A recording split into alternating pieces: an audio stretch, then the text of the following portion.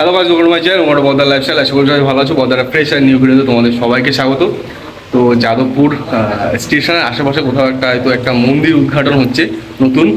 তো সেই কারণে কিছু কন্টেন্ট ক্রিয়েটারকে ডেকেছে, আমাকে নয় বারবার বলে আমাকে নয়, একটু ভালো কিছু কন্টেন্ট ক্রিয়েটার যেমন পার্থ এবং পার্থ চেনা জানা এক দুজন আছে, তাদেরকে ডেকেছে একটুখানি ভিডিও করার জন্য। তা পার্থ বললো যে আমার মতন গরিব মানুষের একটু ভালো হয়ে যাক, একটা অ্যাসিস্ট্যান্ট হয়ে যাবে। সেখানে পার্থ বললো তুইও রেডি হয়ে নে, তুইও চল আমার সাথে। আমাকে বলেছিল কালকে যে আজকে বিকাল 5:30টায় ও বেরোবে, বাট এখন বাজে প্রায় 7:50। এখন আমি এই রেডি হয়ে বেরোচ্ছি, ও এখন এসছে আর কি যাওয়ার জন্য। তো যাই, গিয়ে দেখি মন্দির ছোট বড় কি মন্দির কোথায় অবস্থিত সেটাও আমি জানি না। ওর সাথে জাস্ট যাবো, গিয়ে দেখবো, দেখার পর তোমাদেরকে বলবো কোথায় আছে কি আছে না আছে, আর সাথে আর কাদের সাথে আলাপ করাবে। তো সেই সব নিয়ে চলো আজকে একটা ছোটোখাটো ভিডিও হয়ে যাক। একটু ঠাকুর দেবতার দর্শন নিয়ে আসি, কারণ সামনে সত্যি খুব খুব চাপ যাচ্ছে, খুব বাজে পরিস্থিতি চলছে। দেখা যাক, একটু ঠাকুরের আশীর্বাদ নিয়ে দেখি যদি পরিস্থিতি একটু ভালো হয়। তো চলো আর বেশি ভাট না বকে আজকের ভিডিও শুরু করা যাক। তোমরা যেমনটা সবাই জানো যে পার্থ রেডি হতে সব থেকে বেশি সময় লাগে, সেরকমই এখনো এসে দেখো রেডি হয়েই যাচ্ছে। রেডি হয়ে নাকি বসে আছে, দেখো এখন রেডি এখনো হচ্ছে, বলো হয়ে নাকি বসে আছে। লাইভ দেখাচ্ছি, লাইভ। বড় বড় কন্টেন্ট ক্রিয়েটারদের একটু টাইম তো লাগে। এবার দুজন আমি রেডি ছিলাম, ওকে এখন রেডি করে নিয়ে এখন আমরা দুজন বেরোচ্ছি। আর ওর সাথে আরো হয়তো লোকজন আসার কথা আছে। তারা কি এসে গেছে নাকি আসবে? যাই হোক, তারা আসবে, তারা আসলে আমাদেরকে আমরা যাবো। তুই কি চিনিস কোথায়? না, ও চেনে না কোথায়। ওকেও বলা হয়েছে যে তোমরা এখানে আসবে, আসলে তারপর আমরা যাব। সেই মতন দুজনে আপাতত বেরিয়েছি, আর বাকিদের সাথে পরে গেলে দেখা হবে। আর মন্দির বাকিটা পরে দেখাবো। এবার চলো যেতে যেতে দেখাবো। না, আমি এইসব আমি কন্টেন্ট ক্রিয়েট করতে যাচ্ছি, কারণ আমার কন্টেন্টের খুবই অভাব পড়েছে।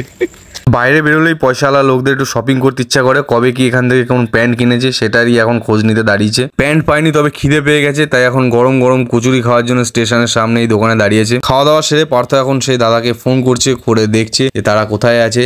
আগে থেকে ফোন করেনি, খাওয়া দাওয়া কমপ্লিট করে তারপরে এখন ফোন করছে। পার্থ পড়াশুনো নিয়ে কতটা মনোযোগী দেখো, রাস্তা দিয়ে যাচ্ছে তাও এখন লেকচার দেখতে দেখতে যাচ্ছে, পড়াশুনো করতে করতে যাচ্ছে। খুবই মনোযোগী ও পড়াশুনো নিয়ে। কেউ একদম ভাববে না যে ও শুধুমাত্র কন্টেন্ট ক্রিয়েট করতেই সময় নষ্ট করে, তার মধ্যে পড়াশোনাটাও সময় মতো করে। তো চলার পথে আমরা এখন একটা মন্দিরের দর্শন পেয়েছি স্টেশনের পাশে, ফ্লাইওভারের নিচে। প্রথমে ভেবেছিলাম এই মন্দিরটাই হয়তো উদ্বোধন হয়েছে, বাট পরে জানলাম না। কিছু দূর এগোতেই দেখি আরো একটা মন্দির। এই মন্দিরে নাকি সামনে খুব শিগগিরই পুজোও আছে, বাৎসরিক পুজো। তো সেই দাদার সাথে আমাদের দেখা হয়ে গেছে এবং মন্দিরে যাওয়ার পথে একটা শিল্পালয়ের আমরা সন্ধান পেয়েছি। দাদা বলে এখানে খুবই সুন্দর ঠাকুর বানায় যে শিল্পী আছেন, দাদা চেনাশোনা। তো আমরা বললাম তাহলে একটু ভেতরে ঘোরা যাবে, দেখা যাবে? বললো হ্যাঁ অবশ্যই দেখা যাবে, তুমি চলো আমার সাথে। তারপর আমরা ভেতরে আসলাম, এখন দেখছি তো সামনে কাজ চলছে। এখানে আছে কালী ঠাকুর, আরও তাছাড়াও বিভিন্ন ঠাকুর রয়েছে। আর সামনে যেহেতু রয়েছে বাঙালির শ্রেষ্ঠ পুজো দুর্গা পুজো, তো দুর্গা ঠাকুর পরপর শাড়ি দিয়ে পুরো একদম ঠাসা ঠাকুর রয়েছে চারিদিকে। তো যাদবপুর স্টেশনের একদম কাছেই রয়েছে এই রুদ্রাণী শিল্পালয়। প্রতিমা শিল্পী রয়েছে উত্তম দে, তিনি এখানে বসেই ছিলেন দেখলাম। তো ঘুরতে ঘুরতে দেখি একজন শিল্পী এখানে একটা ছোট্ট দুর্গা ঠাকুর তৈরি করছে, খুবই সুন্দর লাগছে দেখতে। এ বাদেও আশেপাশে আরো অনেক বড় ছোট অনেক রকমের দুর্গা ঠাকুর ও বিভিন্ন রকমের ঠাকুর রয়েছে। তো এবার আমরা চলে এসেছি কামারপাড়া, একদম স্টেশনের বলতে গেলে কাছেই, যাদবপুর স্টেশনের কাছে। এখানে আজকে উদ্বোধন আছে শিব ও কালী মন্দিরের। তো এই হচ্ছে মা কালীর মূর্তি, আর পাশেই রয়েছে শিবলিঙ্গ। তো এই মন্দিরেরই আজকে পুজো রয়েছে, পুজো এখনই চলছে। আর বাইরে রয়েছে প্রচুর ভক্তগণ, তারা সব দাঁড়িয়ে পুজো দেখছে। এই মন্দিরের খুব কাছেই রয়েছে লোকনাথ বাবার মন্দির, এবং মন্দিরের গায়ে দেখলাম লেখা রয়েছে শ্রাবণের বর্ষার মতন বাবার আশীর্বাদ বর্ষিত হোক ভক্তদের মাথায়। এবার বাবা যদি একটু আশীর্বাদ করে, বাবা যদি একটু মুখ তুলে তাকায়। আবারও আমরা চলে এলাম মূল পুজোর অনুষ্ঠানে। এখানে এখন জোরসোরসে পুজো চলছে, আর পাশে চলছে ভোগ রান্না। আর যতবার আমি মায়ের মুখটা দেখছি আমাদের গোবরডাঙ্গার প্রসন্ন মা কালীর কথা মনে পড়ছে। পুরো যেন একই রকম, একই ভক্তিভাব পাচ্ছি আমি এই মাকে দেখেও, একই যেন প্রসন্নতা হচ্ছে আমারও।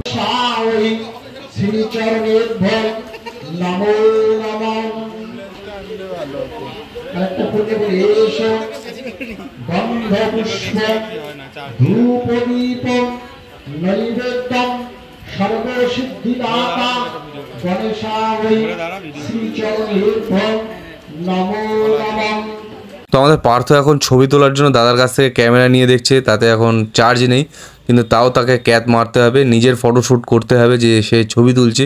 সেখানে দাদা মোবাইলে ছবি তুলে দিচ্ছে আর ও ক্যামেরা নিয়ে দাঁড়িয়ে আছে, যেই ক্যামেরায় নাকি চার্জ নেই। আর অন্য একটা ক্যামেরায় দাদা ফটো তুলছে, ভিডিও করছে। দুই দাদা থেকে পার্থ এখন ক্যামেরার বিভিন্ন ফিচার্স, ছবি তোলার বিভিন্ন স্টাইল, মডিউল যেরকম যা হয় সমস্ত কিছু শিখছে। ও এখন হাতে কলমে সব শিখিয়ে দিচ্ছে। দুটো ছবি তুলে দেখেছে, ওর ছবিগুলো খুব সুন্দর এসছে। এখন ও ঠিক করেছে ও ক্যামেরা কিনবে আর সমস্ত কিছু শিখবে। 2 মিনিট যেতে না যেতেই পার্থ এখন প্রো ক্যামেরাম্যান হয়ে গেছে। রাস্তায় শুয়ে পড়ে এখন ছবি তুলছে, তাও ওকে শিখিয়ে দিতে হচ্ছে, মানে বুঝিয়ে দিতে হচ্ছে। অনেক হয়ে গেছে ক্যামেরাম্যানগিরি, ও এখন নিজেই দাঁড়িয়ে পড়েছে মডেল হয়ে। ও এখন বিভিন্ন রকমের পোজ দিচ্ছে। পুজো দেখে, ঠাকুর বানানো দেখে ছবি তুলে আমরা এখন এসছি এক চায়ের দোকানে। এখন চা খেয়ে তারপরে যাব হোস্টেলের দিকে। চা খেয়ে গেট থেকে ঢোকার সময় মনে পড়লো আমাদের হোস্টেলে মেস অফ, সেই কারণে আমি আর পার্থ আসলাম খাবার নিতে। রাতের খাবার নিতে এসে আমরা এখন পুরোপুরি ফেসে গেছি। বাইরে এখন মুষলধারে বৃষ্টি নেমেছে, এর মধ্যে আমরা আটকা পড়ে গেছি। আর দাদা আমাদের দেখাচ্ছে টেকনোলজিয়া, কিভাবে শেড খোলা হচ্ছে। দেখো জাস্ট ঘোরাচ্ছে উপরে আর শেড বেড়ে যাচ্ছে। যত সময় যাচ্ছে তত যেন বৃষ্টির বেগ বেড়ে যাচ্ছে। আর আমরা দুজনের কেউই ছাতা টাতা নিয়ে বেরোয়নি। যাওয়ার সময় দেখেছিলাম এই মাঠে কত লোক বসে রয়েছে, আড্ডা দিচ্ছে, আর আসার সময় দেখি পুরো মাঠ জল। তো আর কি, এবার রুমে যাব, খাওয়া দাওয়া করবো। তো এই ছিল আজকের ভিডিও। এতদূর দেখার জন্য সবাইকে অসংখ্য অসংখ্য ধন্যবাদ। দেখা হচ্ছে পরে নেক্সট ভিডিওতে। টাটা।